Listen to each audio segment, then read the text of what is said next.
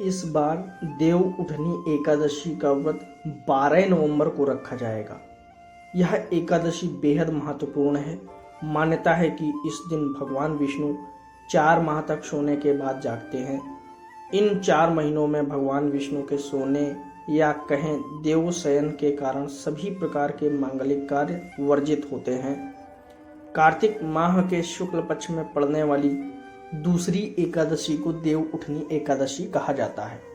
इस बार देव उठनी एकादशी का व्रत 12 नवंबर को रखा जाएगा। यह एकादशी बेहद महत्वपूर्ण है। मान्यता है कि इस दिन भगवान विष्णु 4 माह तक सोने के बाद जागते हैं। इन 4 महीनों में भगवान विष्णु के सोने या कहें देव शयन के कारण सभी प्रकार के मांगलिक कार्य वर्जित होते हैं। भगवान विष्णु के पुनः जागने के बाद ही सभी मांगलिक कार्य संपन्न हो पाते हैं। देव जागरण या उत्थान होने के कारण इसको देवोत्थान एकादशी भी कहते हैं। इस दिन उपवास रखने और कथा सुनने का विशेष महत्व है। यह 24 एकादशी में सबसे महत्वपूर्ण मानी जाती है। यह एकादशी चातुर्मास के अंत का प्रतीक है, जब भगवान विष्णु अपने योग निद्रा काल से जागते हैं। विष्णु प्रबोधिनी और देव प्रबोधिनी एकादशी, कार्तिक शुक्ल एकादशी और कार्तिकी एकादशी इसके अन्य नाम हैं। इस साल देव उठनी एकादशी का व्रत 12 नवंबर को रखा जाएगा। वहीं इस दिन कुछ चीज़ों को लेकर मनाही होती है और कुछ ऐसी चीज़ें होती हैं जिनका पालन करना जरूरी होता है। तो आइए उनके बारे में जानते हैं, जो इस प्रकार हैं। देव उठनी एकादशी की तिथि और मुहूर्त। इस बार कार्तिक माह की एकादशी 11 नवंबर को शाम के 6:46 बजे से लेकर 12 नवंबर को शाम 4:04 बजे तक रहेगी। ऐसे में 12 नवंबर को उदया तिथि में होने के कारण देव उठनी एकादशी का व्रत इसी दिन रखा जाएगा। वहीं इसका पारण 13 नवंबर को सुबह 6:42 बजे से 8:51 बजे के बीच किया जाएगा। देव उठनी एकादशी की पूजन विधि। देवोत्थान एकादशी के दिन सुबह सुबह सूर्योदय से पहले उठकर स्नान आदि कर लेना चाहिए। इसके बाद गन्ने का मंडप बनाएं और बीच में चौक बनाएं। चौक के मध्य में भगवान विष्णु का चित्र या मूर्ति रखें। इसके साथ ही चौक से भगवान के चरण चिन्ह बनाए जाते हैं, जो ढक कर रखने चाहिए। भगवान को गन्ना, सिंघाड़ा और पीले फल मिठाई अर्पित किया जाता है। इसके साथ ही भगवान को पीली मिठाई करें।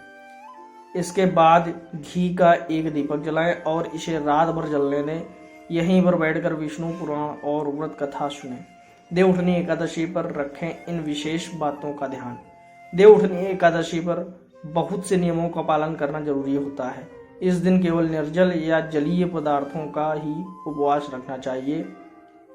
अगर व्रत रखने वाला रोगी, वृद्ध, बालक या व्यस्त व्यक्ति हैं तो यह केवल एक वेला का उपवास रख सकते हैं। देव उठनी एकादशी पर शराब, मांस, मछली, प्याज, लहसुन, किसी भी प्रकार का तामसिक भोजन और अनाज का सेवन करने से बचना चाहिए।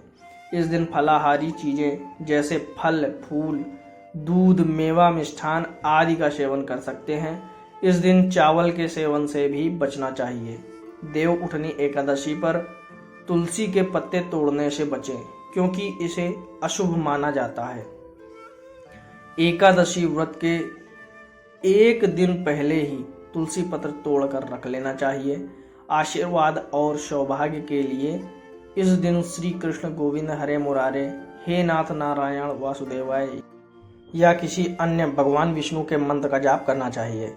इस दिन भगवान कृष्ण और नारायण को तुलसी पत्र के साथ ही भोग लगाएं।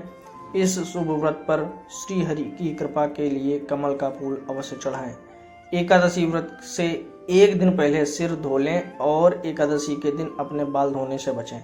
इस शुभ तिथि पर भक्तों के लिए दिन में सोना मना है, खासकर जब ये उपवास कर रहे हों। इस दिन झूठ बोलने और अपमानजनक भाषा का प्रयोग करने से भी बचना चाहिए। इस मौके पर गरीबों की मदद करनी चाहिए। देव उठनी एकादशी पर भगवान विष्णु को जगाने के मंत्र।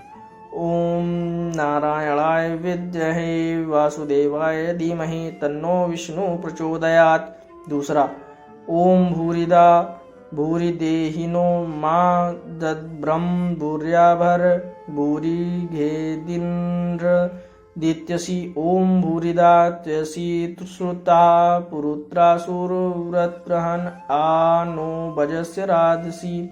3 ओम ह्रीं कार्तवीर्यार्जुनो नाम राजा बाहु शस्त्रवान् यस्य स्मरण मात्रेण हृतं नष्टं च लभ्यते। देव उठनी एकादशी कथा। धर्म ग्रंथों में दी गई कथा के अनुसार एक राज्य में एकादशी के दिन प्रजा से लेकर पशु तक कोई भी अन्न नहीं ग्रहण करता था। एक दिन भगवान विष्णु ने राजा की परीक्षा लेने की सोची और सुंदरी भेष बनाकर सड़क किनारे बैठ गए। राजा की भेंट जब सुंदरी से हुई तो उन्होंने उसके यहाँ बैठने का कारण पूछा। स्त्री ने बताया कि वह बेसहारा है। राजा उसके रूप पर मोहित हो गए और बोले कि तुम रानी बनकर मेरे साथ महल चलो। सुंदर स्त्री के राजा के सामने शर्त रखी कि ये प्रस्ताव तभी स्वीकार करेगी जब उसे पूरे राज्य का अधिकार दिया जाएगा और वह जो बनाए राजा को खाना होगा। राजा ने शर्त मान ली। अगले दिन एकादशी पर सुंदरी ने बाजारों में बाकी दिनों की तरह अन्न बेचने का आदेश दिया।